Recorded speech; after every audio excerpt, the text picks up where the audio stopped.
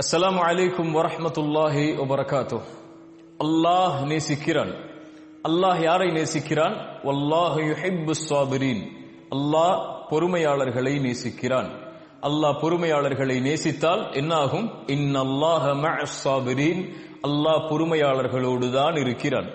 பொறுமையாளர்களை அல்லாஹ் நேசித்தால் அவர்களோடு அல்லாஹ் இருப்பான். அல்லாஹ் பொறுமையாளர்களோடு இருந்தால் என்ன பயம்? அல்லாஹ் பொறுமையாளர்களை நேசித்தால் என்ன கவலை?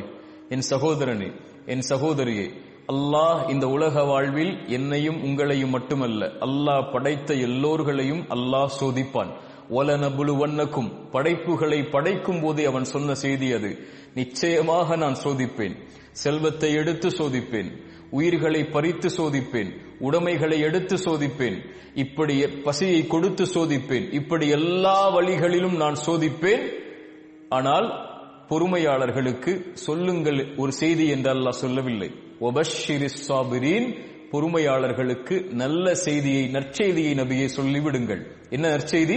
அல்லதீன இதா அஸாபத்துஹும் முஸீபா, அவர்களுக்கு ஏதாவது சோதனை ஏற்பட்டால் அவர்கள் என்ன தெரியுமா சொல்லுவார்கள்? இன்னா லில்லாஹ், நாங்கள் அல்லாஹ்வை சார்ந்தவர்கள். வ இன்னா இலைஹி ராஜிஊன், அவனிடத்தில் தான் நாங்கள் செல்ல இருக்கிறோம். எங்களை படைத்தவன் அவன், எங்களை மரணிக்க செய்பவனும் அவன்தான். அவனுடைய நாட்டத்தை மீறி எங்களுடைய வாழ்வில் எதுவும் நடக்காது. அல்லாஹுடைய தூதர் ஸல்லல்லாஹு அலைஹி வஸல்லம் சொன்ன செய்தி அது. உலகமெல்லாம் ஒன்று சேர்ந்து உங்களுக்கு ஒரு நலவை செய்ய நாடினாலும் அல்லாஹ் விதித்ததை தவிர எதையும் செய்ய முடியாது. உலகமெல்லாம் சேர்ந்து ஒரு தீயதை செய்ய நாடினாலும் அல்லாஹ் விதித்ததை தவிர எதுவும் செய்ய முடியாது. புத்தகம் மூடப்பட்டு விட்டது, பேனாக்கள் உயர்த்தப்பட்டு விட்டது. அல்லாஹ் விதித்ததுதான் எங்களுடைய வாழ்வில் நடக்கும். இந்த சோதனையை கொடுத்தவன் அவன்தான் இதை நீக்குவான் என்ற பொறுமையை கடைபிடிப்பார்கள். அந்த பொறுமையை கடைபிடிப்பவர்களோடு அல்லாஹ் இருக்கிறான்.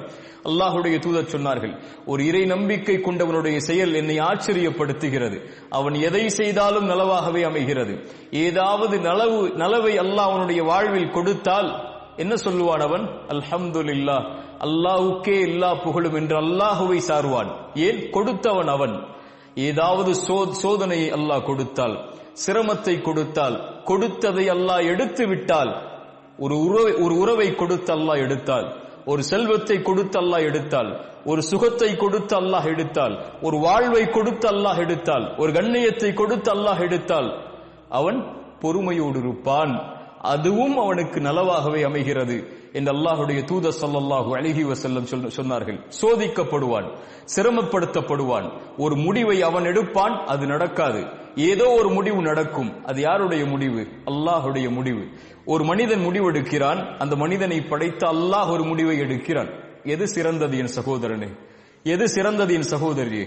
வஅஸா அன் தக்ரஹு ஷைஅன் வஹுவ கைருல் லக்கும் வஅஸா அன் துஹிப்பு ஷைஅன் வஹுவ ஷர்ருல் லக்கும். ஒன்றை நீங்கள் வெறுப்பீர்கள், அது உங்களுக்கு நலவாகவே அமையும். ஒன்றை நீங்கள் நேசிப்பீர்கள், அது உங்களுக்கு தீயதாக இருக்கும். உங்களுடைய முடிவு எது சிறந்தது என்று உங்களுக்கு தெரியாது. ஆனால் வல்லாஹு யஅலம் வ அன்தும் லா தஅலமூன், அல்லாஹ் தான் அறிந்தவன், நீங்கள் அறிய மாட்டீர்கள். ஒன்றை கொடுத்து அல்லாஹ் சோதித்தால் அது உங்களுக்கு நலவு. ஒன்றை எடுத்து அல்லாஹ் சோதித்தால் அது உங்களுக்கு நலவு. எல்லாம் நலவுதான் இறை நம்பிக்கை கொண்டவராக இருந்தால், அல்லாஹுவை ஏற்று அல்லாஹுவை பயந்து வாழக்கூடியவராக இருந்தால். எதை அல்லாஹ் அவனுடைய வாழ்வில் கொடுத்தாலும் இன்னா லில்லாஹ் வ இன்னா இலைஹி ராஜிஊன் வபஷ்ஷிரிஸ் ஸாபிரீன். உம்மு ஸலமா ரலியல்லாஹு அன்ஹா, அல்லாஹுடைய தூதர் ஸல்லல்லாஹு அலைஹி வஸல்லம் ஒரு செய்தியை சொன்னார்கள்.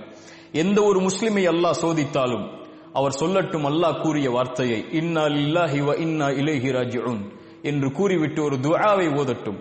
யா அல்லாஹ், இந்த சிரமத்தை என்னுடைய வாழ்வில் இருந்து நீக்கிவிடு. இதை விட சிறந்த ஒன்றை, நீ எடுத்ததை விட சிறந்த ஒன்றை எனக்கு கொடுத்து விடு என்ற துஆவை ஓதுமாறு அல்லாஹுடைய தூதர் ஸல்லல்லாஹு அலைஹி வஸல்லம் சொன்னார்கள்.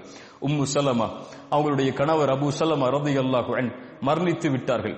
உம்மு ஸலமா அவர்கள் சொன்னார்கள், அபூ ஸலமாவை அல்லாஹ் எடுத்து விட்டான். அபூ ஸலமாவை விட சிறந்தவரையா அல்லாஹ் எனக்கு கொடுக்க போகிறான் இந்த துஆவின் அடிப்படையில் என்று கேட்டார்கள். உம்மு ஸலமா ரலியல்லாஹு அன்ஹா அவர்களுக்கு அல்லாஹ் யாரை கொடுத்தான்? அபூ ஸலமாவை விட சிறந்தவர் இந்த பூமியில் இல்லை என்று அவராக நினைத்தார்கள்.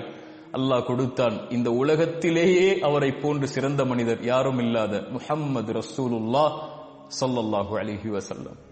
இந்த உலகில் எதுவும் நடக்கலாம், எதுவும் எடுக்கப்படலாம். எந்த ஒன்றையும் அல்லாஹ் எடுத்தாலும் அது உங்களுக்கு நலவுதான். எந்த ஒன்றை அல்லாஹ் உங்களுக்கு கொடுத்தாலும் அதுவும் நலவுதான்.